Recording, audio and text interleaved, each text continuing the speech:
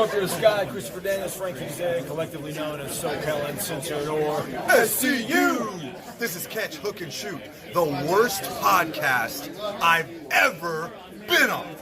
Word.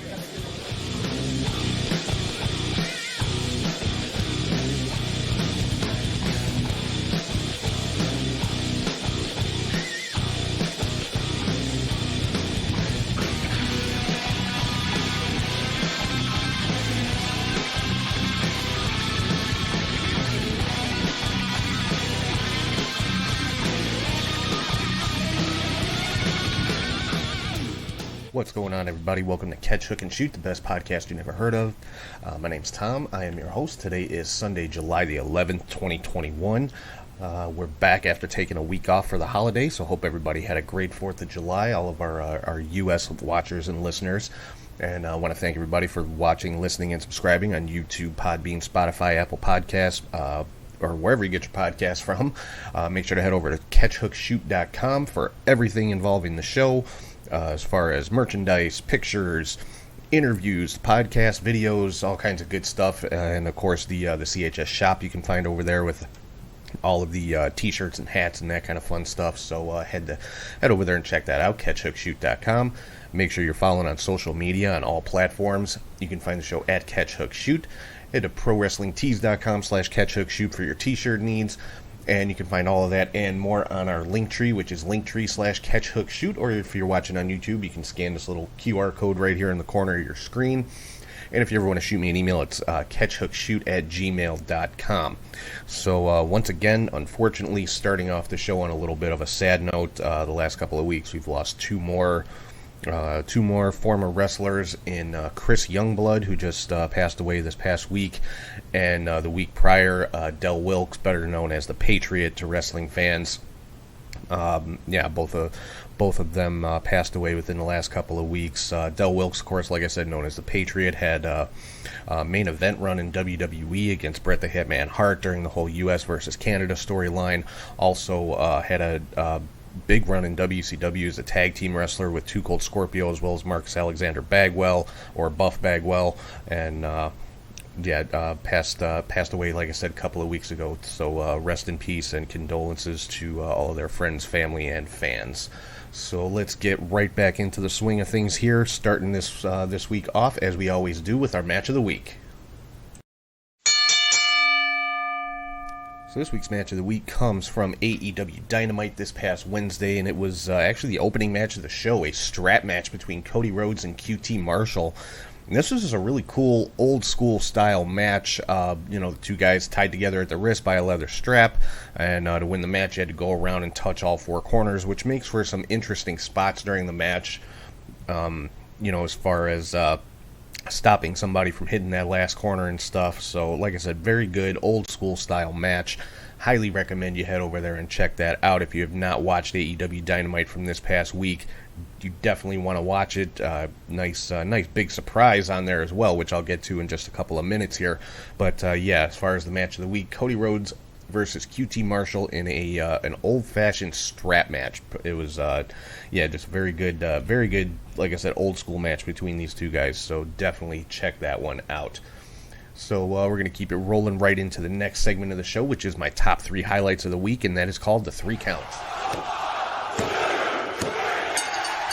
Number 1 on the 3 Count, Zelina Vega makes her return to WWE on Friday Night Smackdown and is put directly into the Women's Money in the Bank match, as was announced by Sonya Deville. She had been released from WWE several months ago, and rumors were swirling because she had been at the Performance Center and things like that she might be coming back, and it looks like those rumors were true. So Zelina Vega makes her return to WWE and is a part of the Women's Money in the Bank match coming up at the pay-per-view next weekend. Number 2 on the 3 Count, Dan Lambert made an appearance on who is the leader of America Top Team for mixed martial arts, and has made appearances in MLW previously in the corner of King Mo and other members of America's Top Team. but making an appearance on AEW Dynamite, and got on the microphone, got in the ring, cut a pretty damn good heel promo on AEW, and and got greeted by Lance Archer for his trouble. So a pretty cool spot. So, again, if you have not seen AEW this week, definitely check it out. Dan Lambert taking a pretty good beating at the hands of Lance Archer. Number 3 on the 3 count, Malakai Black, formerly known as Aleister Black in WWE, or known as Tommy End to independent wrestling fans, made his AEW debut in a huge surprise on AEW Dynamite this past week. A lot of questions surrounding how he was able to do that with the no-compete clauses that WWE tends to put in their contracts. Well, apparently, when he was moved from NXT to the main roster, his non-compete clause was not updated. NXT non-compete clauses are 30 days. Main roster non-compete clauses are 90 days. So apparently, Aleister Black only had a 30-day non-compete clause, which enabled him to appear on AEW Dynamite this past week. So you can pretty much guarantee WWE will be keeping a closer eye on those things going forward. But he will be known now as Malakai Black, and he made a surprise appearance. Lights went out during an interview with Arn Anderson when they came back up. Black was in the ring and laid out Arn Anderson with the Black Mass. I'm not sure if that's still what they're going to call that move, that roundhouse kick. But that's what he hit Arn Anderson with. And then Cody came in to help Arn Anderson. Black looked like he was going to back off and then hit Cody with the exact same thing. So it looks like he's being put right into a program with Cody Rhodes. And I'm definitely here for this one. I mean, people like to talk a lot of shit about Cody Rhodes online, that, he... about debuting guys going after him and Cody, them having to job out to Cody and things like that. And I disagree. Cody Rhodes, he took himself out of the main event world title picture almost from the beginning when AEW started, and since then he has just been elevating newer guys, whether Cody wins or loses or whatever. I mean, Darby Allin is one in particular that Cody took, helped to elevate to the main event status where he is at now. So, with Malakai Black and Cody Rhodes, I would imagine this to be a pretty damn good rivalry going forward, and I'm not thinking that, Cody's going to be the one to get the upper hand in this one. I think they're going to be pushing Malakai Black to be a top-tier guy, so I'm thinking he is going to get at least one victory over Cody Rhodes over the course of the next several weeks. I'm sure this match will probably be one of the featured matches at All Out, but we'll have to wait and see. So let's get into the news and rumors here for the week. Forgot to switch my little card there in the bottom. But starting off with some WWE stuff, looks like Jinder Mahal is getting a little bit of a push here. He had a match against Drew McIntyre and actually picked up a victory. Now, of course, there's a lot of history there with Jinder and Drew from 3MB back in the day. Of course, both guys left the company, kind of reinvented themselves, came back, and both have been world champions since then. Jinder, along with his Indus Sher, his cornerman, his backup, so to speak, getting the upper hand, get the victory over Drew McIntyre, and Jinder Mahal took Drew's sword. So, the sword that he carries in for his entrance. So it looks like this could be a rivalry that goes on for a little bit here. Kind of interesting, kind of unexpected. Drew not in the title picture right now, considering his last loss to Bobby Lashley. He's not able to challenge for the WWE Championship again as long as Lashley is the champion. So he's being apparently moved into a rivalry here with Jinder Mahal, which, like I said, a little unexpected, but I'm here for it. I think Jinder is one who gets a really bad rap from fans. I don't know why. I thought he was a pretty good heel champion when he was WWE champion. Again, it was unexpected, and when he was a champion, I looked at him in the same vein as like an Iron Sheik. He was that quintessential quote unquote foreign heel. So I'm liking that they're still trying to put Jinder in a little bit of a prominent spot here. Then also on Monday Night Raw, the New Day, Kofi Kingston, Xavier Woods picked up a win over Bobby Lashley and MVP, and this, of course, leading up to the WWE Championship match between Kofi and Lashley coming up at Money in the Bank. New Day getting one up on Lashley here. Moving into some NXT stuff, MSK retained the NXT Tag Team Championship against Tommaso Ciampa and Timothy Thatcher in a fantastic tag team match. And this was at the NXT Great American Bash event from this past week. We also have new women's tag team champions in NXT. Io Shirai and Zoe Stark got the victory over Candice LeRae and Indy Hartwell in a little bit of a surprise, but again, a very good match. And during the course of that match, we found out what the charging battery means that we've been seeing the last several weeks. It signaled the return of Tegan Nox, who came out, provided a little bit of a distraction. Candice LeRae was basically taken out of the match at that point, and Indy Hartwell ended up taking the pin for the championship loss. The previous week on NXT, we found out we have a new North American champion. Isaiah Swerve Scott got the victory over Bronson Reed for the North American title.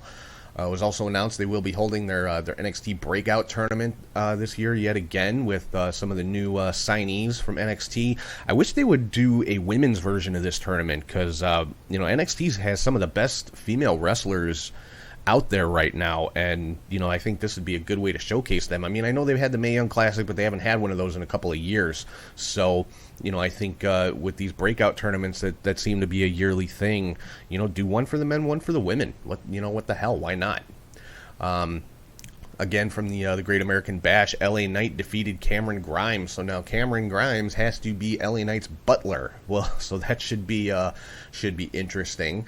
And next week on NXT, we've got Karrion Kross defending the NXT Championship against Johnny Gargano with Samoa Joe as a special enforcer referee. So and with Kross, doing some matches on main event on the main roster, I'm wondering, could he be dropping the title here back to Johnny Gargano and moving Kross to either Raw or SmackDown? I guess we'll have to wait and see how that's going to play out. But I honestly, with the track record WWE has with people moving from NXT to Raw or SmackDown, I really hope that's not the case. I love Karrion Kross in NXT, and I don't think they'll keep that same persona and energy with him if they move him up to Raw or SmackDown. I could be wrong. This could be a case where it works out well, but like I said, the track record is not good there. And then Adam Cole got a victory in the main event of the Great American Bash against Kyle O'Reilly in another fantastic match, but you expect nothing less from these two. Moving on to some SmackDown stuff, we found out Bayley was injured during training and is going to be out for up to 9 months. Looks like a knee injury based on the promo that we saw from her. She had her leg propped up with the big knee brace on. So, whatever. They weren't specific as to what the injury was, but whatever it is going to keep her out for 9 months. So I'm guessing some type of torn ligament or something along those lines, possibly something requiring surgery. Who knows?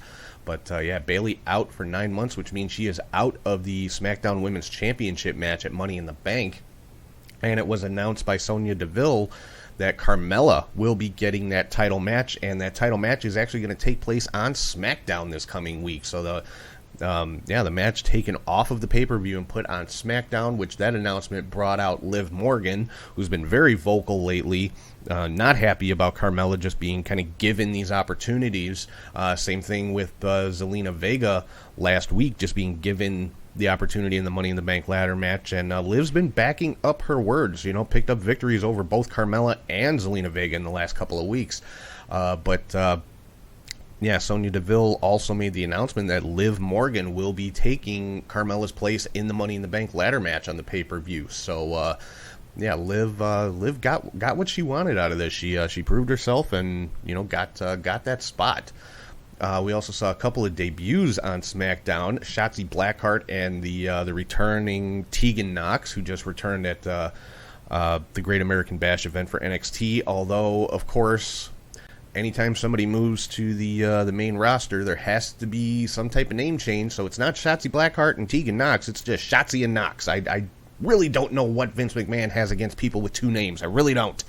But it is what it is. But they picked up a victory over Natty and Tamina, the women's tag team champions. So, coming out strong. Now, I don't know if they're going to be permanent additions to SmackDown, or if this was just to kind of gauge how they're gonna work on TV, or how that's gonna go. But by all accounts, there is a draft coming up after SummerSlam. So I would assume these NXT stars that have been making appearances on main roster shows, i.e. Karrion Kross, Bronson Reed, Shotzi Blackheart, Tegan Knox, are probably going to be a part of that draft. They're going to be drafted to one show or another. That's my thought on it. I could be wrong, of course, but who knows. And then, we saw a vignette on SmackDown. Toni Storm going to be making her SmackDown debut, which is kind of weird because they're just starting a rivalry with Toni Storm and Sarray on NXT. So I'm guessing that's going to be cut short. But looks like Toni Storm going to be moving up to the SmackDown roster. So good for her. Seth Rollins got a victory over Cesaro to qualify for the Money in the Bank ladder match. And looks like Roman Reigns and both of the Usos are back on the same page now, it would appear, from what we saw on SmackDown. And at the end of the show, we saw Edge call out Roman. And of course, Roman and the Usos came out. And, Edge had some backup of his own in the return of Rey and Dominic Mysterio. I haven't seen them for a couple of weeks since they, had their little dust-up with Roman and the Usos. So, it's I wouldn't be surprised to see a six-man match this coming week on the Go Home SmackDown before Money in the Bank, and possibly a tag team title match added to Money in the Bank with the Usos against the Mysterios. So we'll have to wait and see on that one. But Edge and the Mysterios put a pretty good beatdown on Roman and the Usos. Roman, of course, retreated from the rings and left the Usos to take the brunt of the attack, brunt of the beating from Edge and the Mysterios, and that's pretty much how the show went off the air. Moving on to AEW, like I said earlier, Cody Rhodes got the win over QT Marshall in that strap match that was the match of the week this week, and then we saw a promo from Kenny Omega. Basically talking about, how he has no opponents left, Omega and Don Callis, of course. This was interrupted by the Dark Order and Evil Uno, and, this is playing off of what was started last week. Evil Uno kind of hinting that Hangman Page is going to be the next guy that Kenny's going to have to face.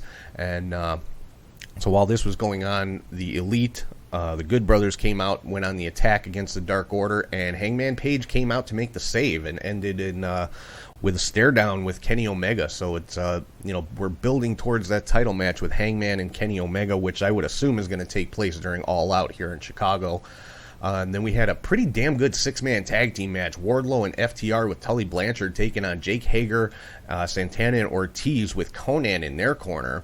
Wardlow and FTR did get the victory. Conan tried to come in afterwards and hit Wardlow from behind with I can't remember what they call it. It's the baseball in a sock. I don't remember what they call it, but Wardlow basically unfazed by that. Tully Blanchard came in, took out Conan's knee, and just left him laying. The Pinnacle again getting one up on the Inner Circle. Andrade had his in-ring debut against Matt Sydal and did pick up the victory there. Orange Cassidy and Chris Statlander got a win over the Blade and the Bunny. So a really good promo from Ricky Starks about Brian Cage. Made some comments about Cage's wife. Of course, this is leading into an FTW championship match coming up next week on AEW. So, Team Taz kind of falling apart a little bit. And then we saw that segment with Dan Lambert and Lance Archer, which was highly entertaining. Lambert can cut a damn good promo. I will give him that. And then in the main event, the Young Bucks retained the Tag Team Championship against Penta and Eddie Kingston.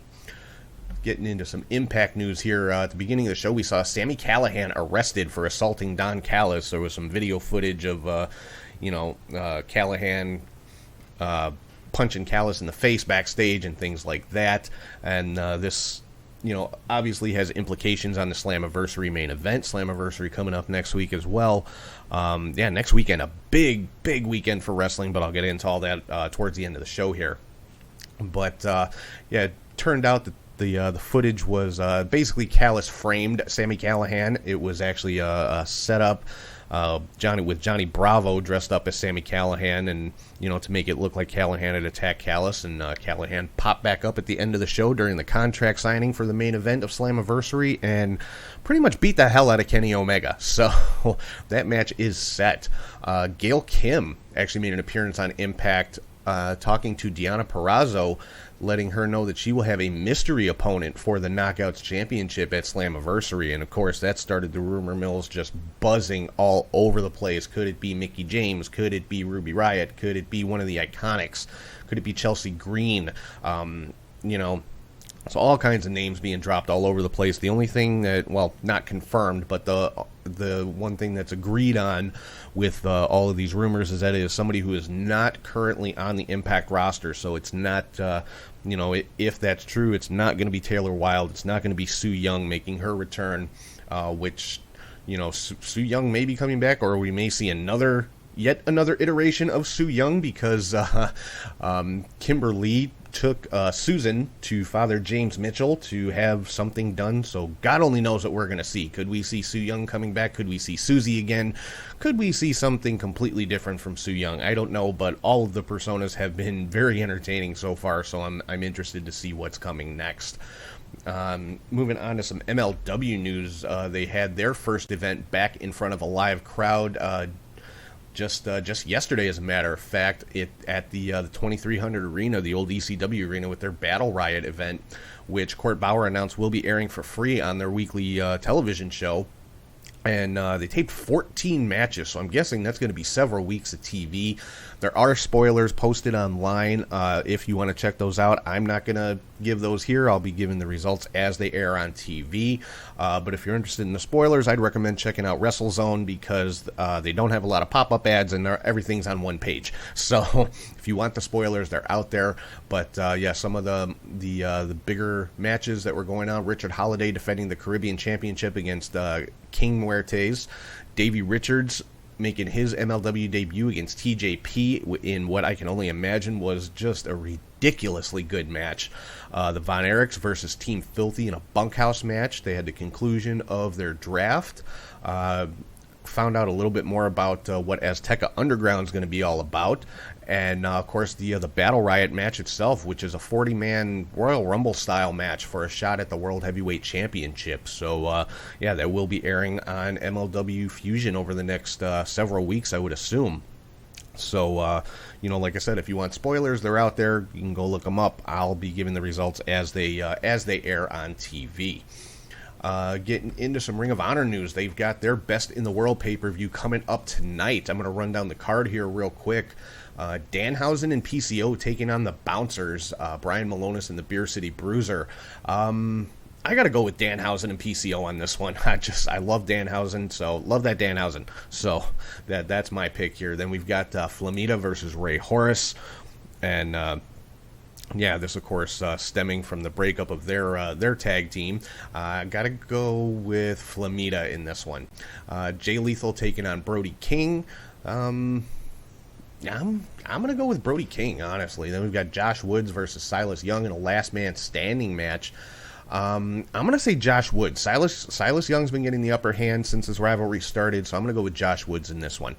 Then we've got EC3 versus Flip Gordon. I got to pick EC3 in that one. Tony Deppen defending the World TV Championship against Dragon Lee. God, that one's hard to call. I'm going to go with Dragon Lee, the former champion. I think Lee's going to get it back. Then we've got Roosh defending the World Championship against Bandito. Oh my God, that match is going to be so freaking good. I want Bandito to win. I really do, but I don't think they're going to take the title off of Roosh just yet. So I'm going to go with Roosh to retain in this one.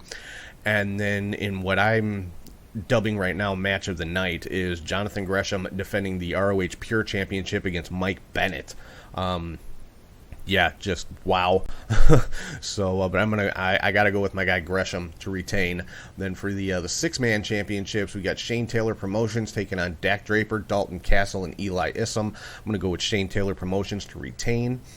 For the World Tag Team Championships, we've got the Foundation, Rhett Titus and Tracy Williams taking on Violence Unlimited, Chris Dickinson and Homicide. Got to go with the Foundation to retain in this one. And then in another tag team match, the Briscoes taking on Brian Johnson and PJ Black. Got to go with the Briscoes. The Briscoes are Ring of Honor. I gotta go with the Briscoes in that one. Moving on to some New Japan news, the IWGP United States Championship will be defended on AEW Dynamite this coming week, and will be Jon Moxley making his return. He hasn't been on TV in a few weeks, obviously, because he and his wife just recently had a baby, so of course he took some time off. But making his return to TV, defending the IWGP US Championship against Machine Gun Carl Anderson. This is a New Japan match taking place on AEW Dynamite. and that I would assume would be the main event of the show, but who knows? Probably not, since it's a New Japan Championship. Now that I think about it, but yeah, definitely has match of the week written all over it. Some NWA news. We have a new national champion. Title, of course, previously had been vacant. On the finals of that national championship tournament was Chris Adonis versus JTG. Chris Adonis was victorious, so he is your new NWA national heavyweight champion. So, yeah, that's pretty much going to wrap things up for news and rumors and all that kind of fun stuff for this week. So right now I'm going to throw it over to Charlie G, and he is here with your Indie Cut.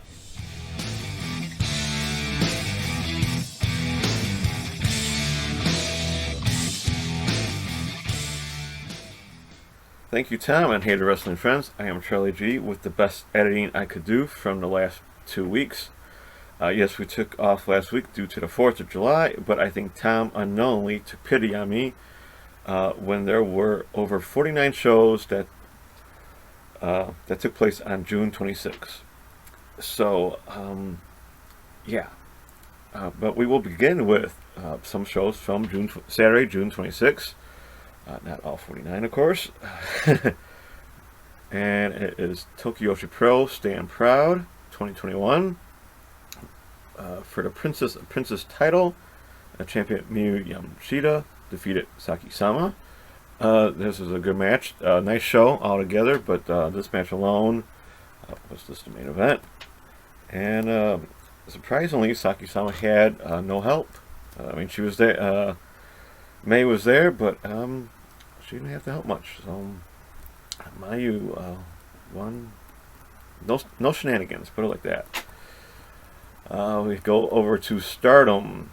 They had a show, Artists of Stardom title match. So we had Mina Shirakawa, Tam Nakano, and Unagi Sayaka, who are champions, defeating Natsuka Tora, Ruaka, and Saki Kashima. Nice match, nice show again. Stardom was on a roll. There's like their 8th show in 11 nights or something like that. So they were just put them out and kind of getting injured along the way. So when I go over more Stardom shows, you will see fewer and fewer names, and I will tell you about one in particular later on. DDT Shiro no Yu presents Castle Hot Spring Street Pro Wrestling. This was just for the DDT Ironman Heavy Metal Championship Falls Count Anywhere match, where champion Aika Oki defeated Chris Brooks, Shuma Katsumata, and Yuko Naya. So the whole show was just that match. All Japan Champions Night from the land of the Triple Crown Unification flight to the 50th anniversary show.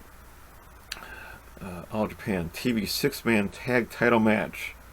Hokuda Omari, Tajiri, and Yusuke Kodama defeated champions Black Mansario, Karbo Ito, and Takao Omari to become new champions.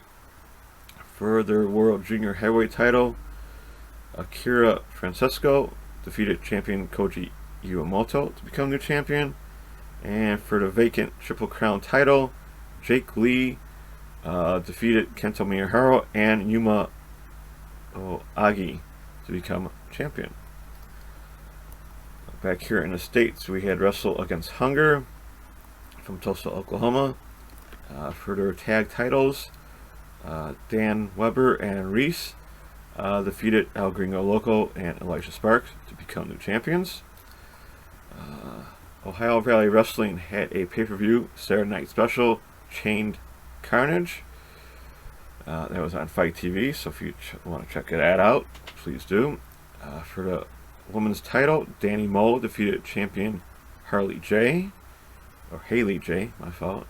And then for the heavyweight title, in a Chained Carnage match, Omar Amir defeated champion Cashflow to become new champion there as well.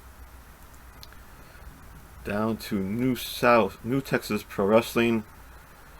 Kylie Ray appeared and she defeated Rochelle Rose.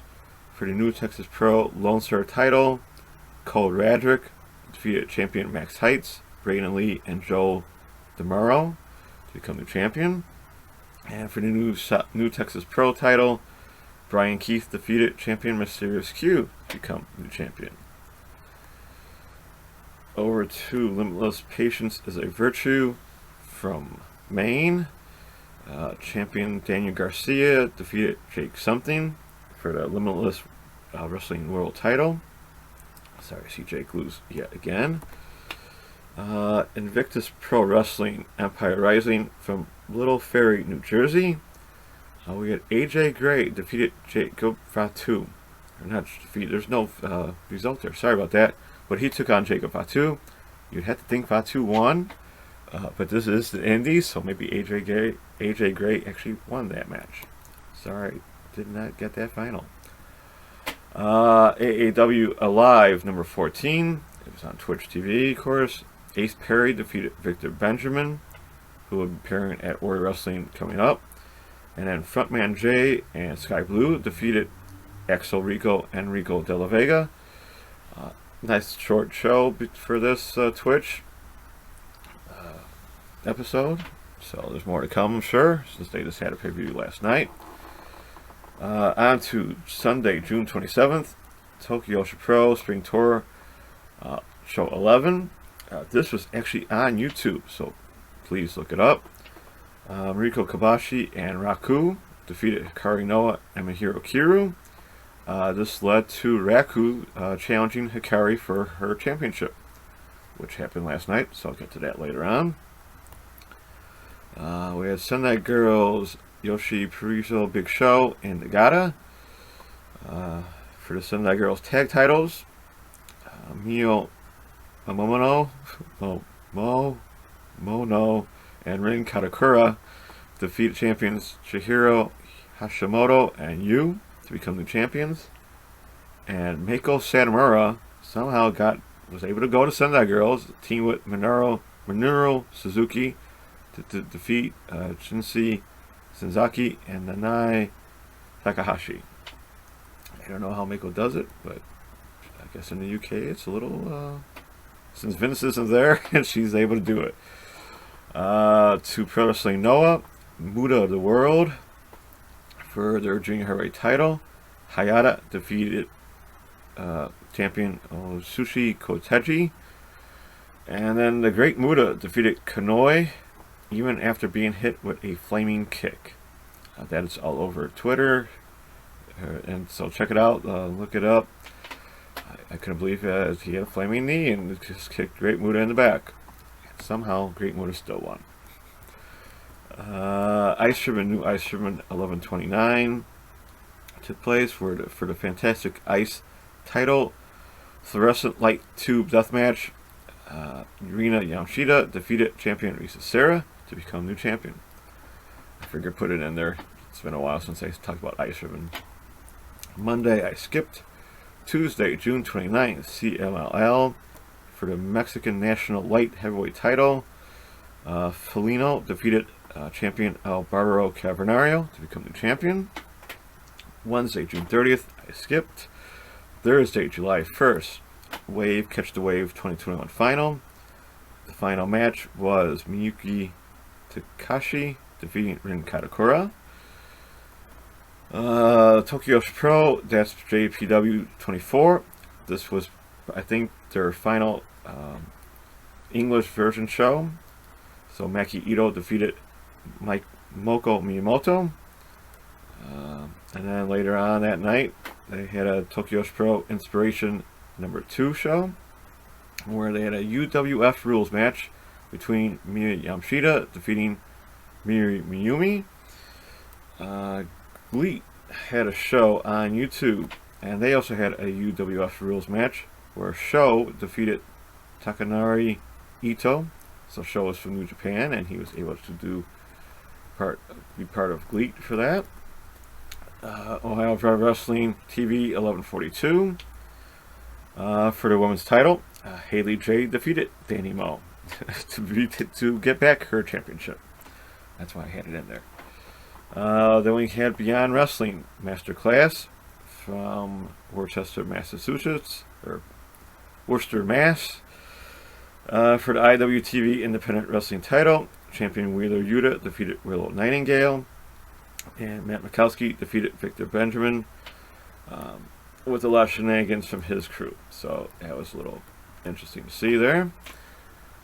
To Friday, July 2nd, and up into Canada and Rio Canadian Wrestling Smith Hart Memorial Show, where they had a Smith Hart Memorial Gauntlet match, where Big Jesse Youngblood defeated Dalton Rogue, Drew Dawkins, Kaito, and Machete, Matt Hart, and Sidney Steele. That's a lot of people. And then for the heavyweight title, Michael Richard Blas defeated champion Heavy Metal to become new champion. To Saturday, July 3rd, and Progress, chapter 1114, Set Eyeballs to Stunned, of course from London, England.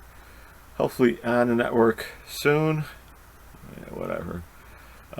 Stupid Peacock. So we had a 6-man tag with Chris Ridgway, Ethan Allen, and Luke Jacobs, defeating Cara Noir, Charlie Sterling, and Nick Riley.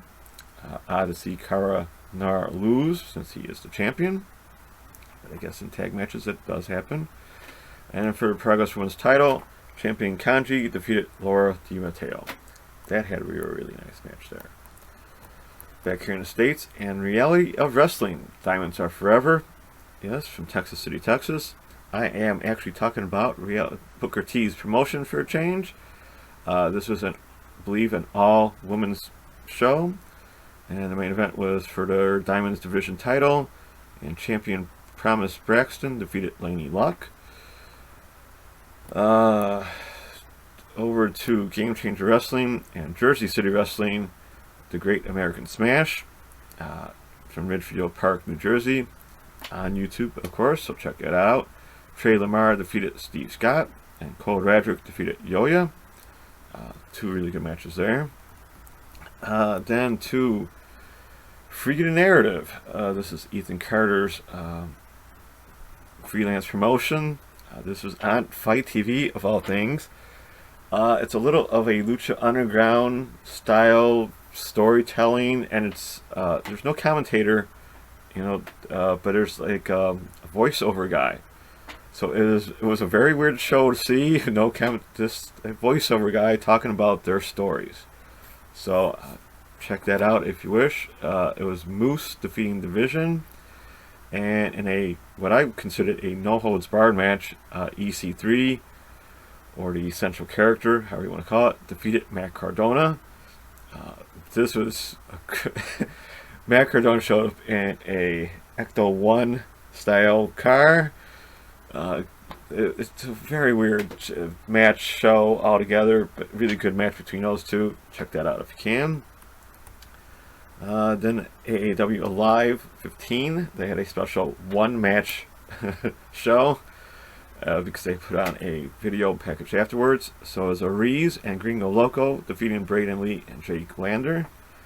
Always nice to see Aries and Gringo Loco fight, as well as Jake back in action. A nice tag team match between those four. And we go into Violence and Suffering, Mosh Pit Killers, also on Fight TV. Did not listen to a single moment of it because I won't get into that. There was a pre-show match with Kevin Koo defeating Casey Navarro and Trey Lamar.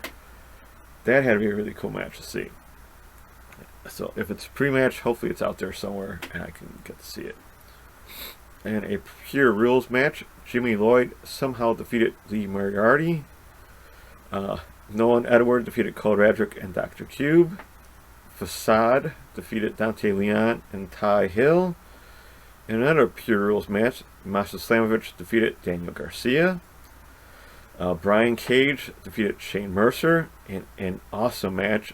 Shane should be on someone's radar, if not already. They put on a great match, and pretty much the match of the night, in my opinion. And then Jordan Oliver defeated Davey Richards. Fun match, very technical for Jordan. And of course, with Davey, you have to be, and nice match all around. But that Cage Mercer match really stole the show, I gotta say. Then we go to Lucha Libre Boom, Generation Next from Mexico, where Flamita defeated Baby Extreme and Bandito. That'd be awesome. And then La Mascara and Penta L0M, yeah, Penta was in Mexico, defeating Negro Navarro and Chama 1. I don't think I've seen this match on DJ Stream, but it might have been out there. It's probably out there on YouTube somewhere. Then we go to AAA Verano de Escalando 2021. Luckily, I was able to see this show, and it was all wild matches, all great, all 5-star, nothing to complain about. I don't think it was raining. Thank goodness it wasn't raining for them, but it was great. For the AAA World Mixed Tag Title #1 contendership match, who knew? Ariz and Cheek Tormenta defeated Abismo Negro Jr., Lady Flammer, Mamba, and Mr. Iguana. It's a really cool match, of course. For the Elas de Oro 6-way match, Vikingo defeated Aramis, Commander, Latigo, Toxin, and Kamikaze. As you can tell, that was an awesome match. Outstanding between those guys. And Vikingo, I forgot what he was. 630 splat. It was just crazy match. Crazy moves in that match. Check it out if you can. Highly look it up. Find it. You won't regret it. Deanna Purrazzo defeated Lady Shani. Not surprised there because they're setting her up for Triple Mania. Then we have Carter Bravo Jr., Moco Carter Jr., and Tito Santana defeating Fabi Apache, Laredo Kid, and Nino Hamburguesa. And then the main event was the AAA World Trios title, where El Tejano Jr., Rey Escorpion, and Taurus, who were champions, defeated Monster Clown, Murder Clown, and Psycho Clown. And that was a brutal match, I gotta say, but fun to watch. On to Sunday, July 4th, and Stardom Yokohama Dream Cinderella in the summer. This was a late night, but I got to see it in the morning. Thank you, DJ. In a gauntlet tag match, Fukigen Death and Konami defeated Hanan and Hina, Lady C and Maiko. Even though Lady C and Maiko did win their fall against Rina and Saki Kashima, Fukigen Death and Konami defeated Lady C and Maiko to win that match. Azumi and Momo Watanabe defeated Ruaka and Starlight Kid, or Dark Light Kid. For the Future of Stardom title final match, for the vacant title, Mina Shirakawa defeated her friend and tag partner Unagi Sayaka. I enjoyed this match highly. Mina is showing a lot of improvement, and Unagi is leaning towards the dark side. Mark my words. She will be on one of these evil teams soon, or create her own, because they're kind of getting a little out of hand. For Goddesses of Stardom title, champions Julia and Shiri, who dressed like King of Fighters,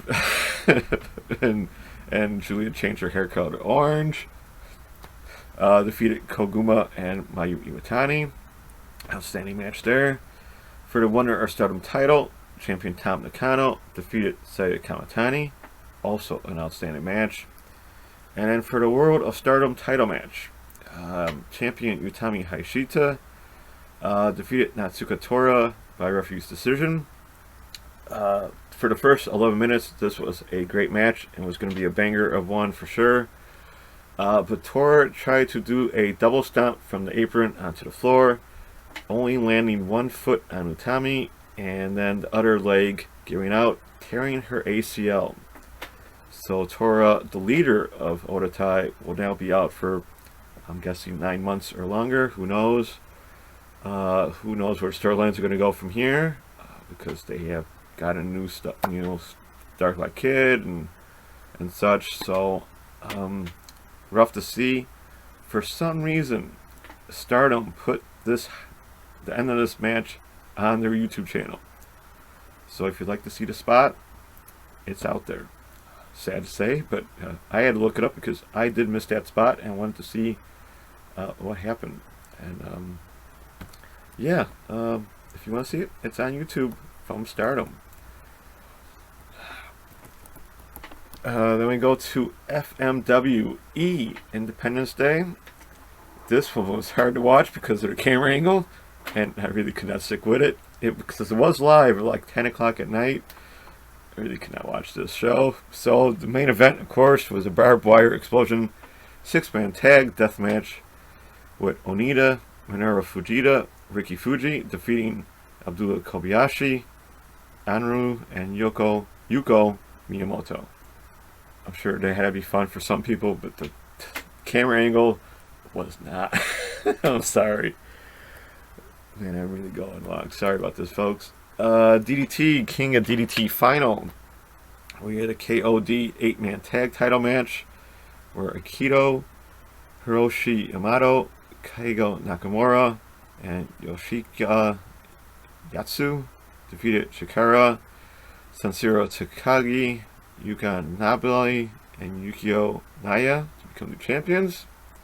And then for the King of DDT 2021, the final match, Kansuke Takeshita, yeah, he's the guy who appeared in AEW, and he defeated Yuji Hino. Really good match between those two. Actually a fun show. I got to see most of that as well. Rev Pro live at the Cockpit 51 from London, England, of course. It did not appear on Twitch, so I'm guessing it's on YouTube more to see this. So for Rev Pro's Undisputed British Women's title, which is now vacant, Giselle Shaw defeated Zoe Lucas to become the champion. And then for their vacant Southside Heavyweight title, Ricky Knight Jr. defeated Dan Maloney by KO. Back here in the States and No Peace Underground, This Hell is Home from Orlando, Florida. This is on IWTV. In a no-ring match, of course, Yoya defeated Gabriel Sky. And in another no-ring match, Treehouse Lee defeated Ace Austin. I was a little surprised to see Ace in this show. To Game Changer Wrestling, Backyard Wrestling 3 on Fight TV. This was their outdoor extravaganza, you might say, in someone's backyard. Probably the owner or something like that. So Charlie Tiger, Alice Taylor, and Jordan Oliver, he got to wrestle this match, defeated Big Vin, Jay Malachi, and Mike Swanson. Mayday Jack, who was Code Adric, defeated Kobe Carino. In a Backyard Pro Hardcore title match, Natas, or Jody Threat, who was champion, defeated Ricky Crash, or Ricky St. Page. During this, they all go back to their backyard names, or whatever they like. So it's a little hard to understand some of them. If I didn't know the wrestler, I don't know who they are. Well, I tried to look up, and even they didn't know all of them. In a Buried Alive match, yes, they had a pit. Someone dug a little 5-foot pit, filled it with light tubes, and Paco Loco, who was Chris Dickinson, defeated KC Quick, who was Kid Osborne, in a rather quick match. Of course, the backyard was filled with a pool, which was used early on. A bouncy house by the pool, by the luxury pool. They had a little circular pool, trampoline, jump from a tree. This is why it's always wild to watch this one. And then, or they enter with fireworks behind them or shooting at them. And then this match, Nasty Leroy defeated the world famous Cheeseburger. I don't know how the heck he won this match. I missed it, thank God, because I don't want to see Cheeseburger lose to this guy. And then after that, after he won, he tried to cut a promo, couldn't hear a word, and they gave him a nice, a nice bottle of whiskey.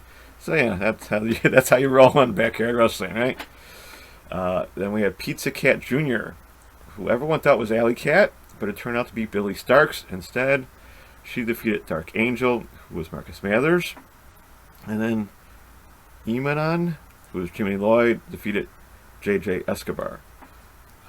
That's the only name I know by. So yeah, that was an interesting show and day. Then we go to International Wrestling Revolution Group, Festival de Mascaras. we had Bandito and Alabrije defeat Aramis and Viano III Jr., along with Dynamite, Black, and Toxin. So IWRG always puts on really cool shows. I'm not sure if I saw this match or not, but I hope to see it soon.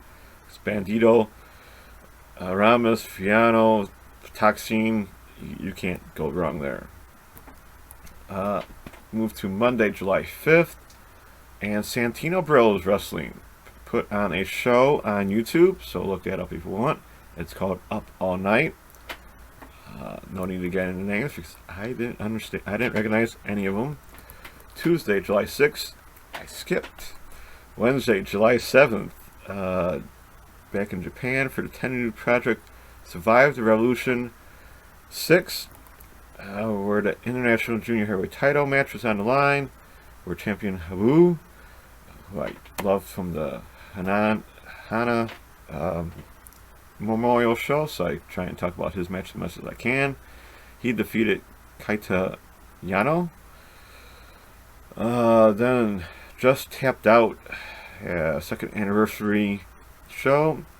Minoru Suzuki tagged with Taka Michinoko, which had to be cool, defeating Cannon and Ren Abe. Yeah, I'll go with that. Sorry if I'm really not saying these names right. Basra 162.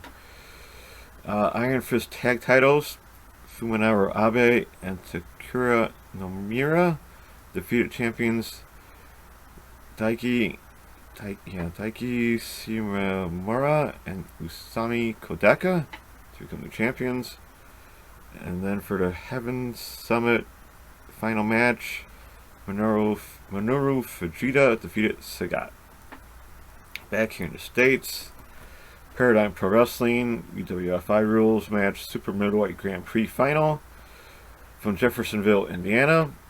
Of course on IWTV. So the final match was Jordan Blade defeating Code Radrick to become the champion. On to Thursday, July 8th, Ohio Valley Wrestling TV 1143. Omar Amir defeated Rex to retain his title. And we had, I kept it for the tag match. I'm not going to skip this guy. We had Daggett Bundles and Eric Darkstorm defeating AJ Kazana and Garrison Creed. I met him last year at Warriors, so I figured put in one of his matches. Limitless Wrestling, Patience is a Virtue. Ashley Vox and Delmy Exo defeated Jay Lyon and Midas Black. Becca defeated Ava Everett. And for the Limitless Wrestling World Title, champion Daniel Garcia defeated Jake Something. And now with Anthony Green released from NXT, I will expect to see him back at Limitless and challenging Daniel Garcia within maybe the next 30 to 60 days. You never know, but I'm sure he'll go back there. There was another Enjoyed Canned Heat episode 4 for the Fest Wrestling title. Champion Effie defeated Willow Nightingale. Friday, July 9th, Sunday Girls 15th anniversary show. Hirio Matsumoto and Kuru defeated Maika Iwata and Rio Mizunami. Back here in the States, New Japan Strong 48. PJ Black defeated Clark Connors, and Josh Alexander defeated Rocky Romero. That was a really good match there. Down to St. Louis Anarchy, Circus Maximus 2021 from Granite City, Illinois. Woohoo! Derek Neal defeated Warhorse. Billy Starks and Evan Gilistico defeated Angelus Lanny and Christian Rose. Davey Richards, in his 5th match since June 18th, defeated Everett Connors. And then for the 0-1 USA World Tag Titles, the besties in the world, Davey Vega and Matt Fitchett, defeated champions Camaro Jackson and Campbell Myers to become new champions. So at least they're still tags. At least they're still tagging outside of the Chicagoland area. Then there was a Game Changer Wrestling and Local Wrestling combined show in a Fight Club Houston, so from Houston, Texas. Joey Janela defeated Dante Leon. Lowrider defeated Aramis, Ariz, ASF, Golden Dragon, and Gringo Loco. I'm sorry I missed this match. I was out with a couple friends. Ninja Mac defeated Jack Cartwheel. So at least he got a match in before Warrior. Effie defeated Gino Medina. And for the GCW World Title, in a match I really could not watch anymore, champion Nick Gage defeated Sadika. Sadika is a female hardcore wrestler, and I really couldn't take that match. Sorry. To AAW United We Stand 2021 from Marion Park, Illinois. It was on Fight TV. I missed part of the show as well. So Shaft defeated Jay Christ. Laredo Kid defeated Ace Perry. Really good match there, of course. In an I Quit match, Sky Blue defeated Hyan with her version of Rings of Saturn. So nice to see Sky finally beat her. Josh Alexander defeated Jake Something. This was a nice hard-hitting match between these two. I'm sure they'll do it more. For the AAW tag titles, Dion Rusman and Josiah, who are champions, defeated Ace Austin and Madman Fulton. I'm sure by shenanigans, because these guys don't play fair. The one called Manders defeated Robin Steele. For the AAW Heritage title, champion Myron Reed defeated Hakeem Zayn. That was an excellent match between those two. For the AAW Women's title, Allison Kay defeated champion Chris Statlander, reversing Chris's finisher into an ankle lock. Probably not surprised to see Chris lose, since she's probably just going to have to stay in AEW because of injury stuff. So Allison Kay is the champion. And then for the AAW Heavyweight title in a steel cage, Fred Yehi defeated champion Mance Warner with a Koji clutch, which he held on for about 3 minutes. This was a wild match where Fred hit our friend referee Perch, and then 2 other referees came in, and then Mance beat them up as well, throwing them into the cage. So it was a little distracting and all that for a cage match, but Perch was still able to call the end of the match. And Fred Yehi is your new champion in AEW. Interesting to see. And then during the show, Eddie Kingston said he will be back for the August 7th show. So can't wait to see who he will be fighting there. Paradigm Pro Wrestling had a Midnight City show from Indianapolis, Indiana for the MidwestTerritory.com title. Of course, these are UWFI rules matches. Calvin Tankman defeated champion Freddie Hudson to become the champion. So Calvin's going to be at Warrior Wrestling next weekend. Hopefully he can bring that chain. That's her title. It's a chain. So I'd like to see it. Maybe take a picture and show all of you what it looks like. More rules match. Lord Crew defeated Victor Benjamin. Akira defeated Cole Radrick. And for the interim heavy hitters title, Matt Mikowski defeated Alex Kane. Interesting show, I must say. Down to CLLL in Mexico. We had Mystico, Valador Jr., and Cristico defeating El Cotero, Forestero, and Sanson. And then for the Mexican National Tag Team titles, bear with me, Espirito Negro and Rey Camita defeating Atlantis Jr. and Flyer to become new champions. And to late last night, earlier today, Saturday, July 10th, Tokyo Pro, Don't Miss the Signs, Bruno Neko and Kaya Tirabami defeated Usho Endo and Suzumi. A little bit of an upset there. Nodaka Tenma defeated Mihiro Kiru. Yuki Arai defeated Moko Miyamoto. So that singer is really putting on some really fine matches and got a victory there. For the International Princess title, Kari Noah, who's champion, defeated Raku, who's her singing partner. Kind of weird there. It seemed that Raku had control of the match the whole time, and at the end, Hikari ended up winning. Had a couple, strong moves, and she won. She seemed a little lazy, I'm sorry to say. So, Hikari, get with it. You can do it. Sorry you have to sing all the time up in the show. And then the main event, it was a 10-woman tag with Miyu Watanabe, Rika Tatsumi, Hype Masao, Mizuki, and Soka Nakajima, defeating Maki Ito, Hiroko Kabashi, Miiri Minumi, Nao Kakuta, and Yuki Kamifuku. So, of course, missing here is Yuka Sakazaki, because she will be at AEW Fighter Fest. And Pam Harajuku, who actually got the vaccine, came down with COVID. So, sad to say, but she is doing well from what I understand. There was a YMZ Pro Wrestling Gokigen early summer afternoon show and evening shows. The evening show had Cherry and Kari Oyama defeated Chai Ozura and Tsubasa Karagaki. New Japan Summer Struggle in Shapiro Day 1. IWGP Junior Heavyweight Title Champion El Desperado defeated Taji Ishimori. Kind of cool to see two heel factions go at it. Nice match. I just got done watching it. Check it out. At the end, I believe Hiromu is going to be coming back sooner rather than later. So if you understand what he says, all the best to you. And then I'll say Pro Wrestling South Australia had their 5th anniversary show as well today. Sorry, I don't know anyone on that card. One final note, as I mentioned in a prior cut, PWG is returning on August 1st, and it will be their Mystery Vertex 7 show, meaning no one for the show will be announced.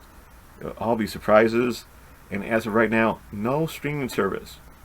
I'm a little disappointed with that. Hopefully someone will get, maybe the PWG will actually let you see it live for a change. If not, get your DVD money ready, because I'm sure they will have some interesting surprises for that show. So that's it for me. Till next time, which will be at Warrior Wrestling, hopefully next Saturday for their Stadium Series Night 2. We shall see how the weather goes. Hope you all can tune in. Happy NWO week, as you can see. Don't forget to look at those Twitch streams and YouTube channels for other wrestling content. Thank you for watching and listening. Hope you enjoyed kind of long cut. Keep safe, take care, and be kind, everyone. Back to you, Tim. All right, thank you, Charlie. So let's keep moving right along here into the next segment of the show where I get to play Armchair Promoter, and I am talking about the Fantasy Booker.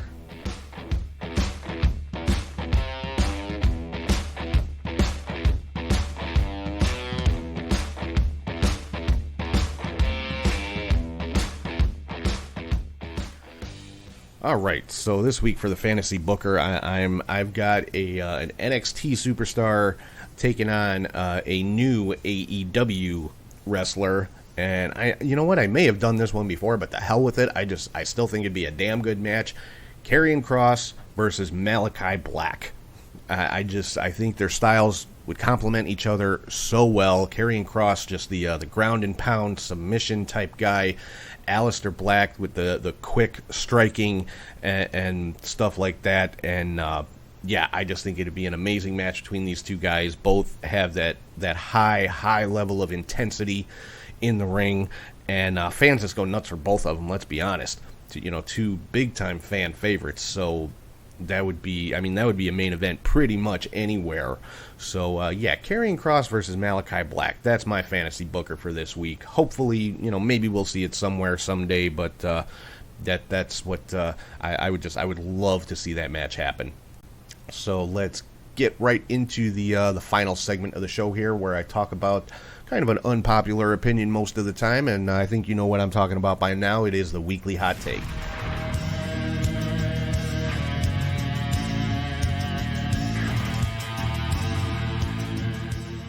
Alright, so my hot take for this week is this. Non-compete clauses are the stupidest damn thing in wrestling right now, and it's mostly a WWE thing. I mean, okay, I get it. The wrestlers sign the contracts. They know what's up. They know the deal. That's not my point. It makes no sense. Yes, they get paid for those 30 days or 90 days, whatever the hell it is. But come on, why? What is the point? Especially in a case where somebody has been off of TV for God knows how many months beforehand, like a Buddy Murphy or like, Aleister Black.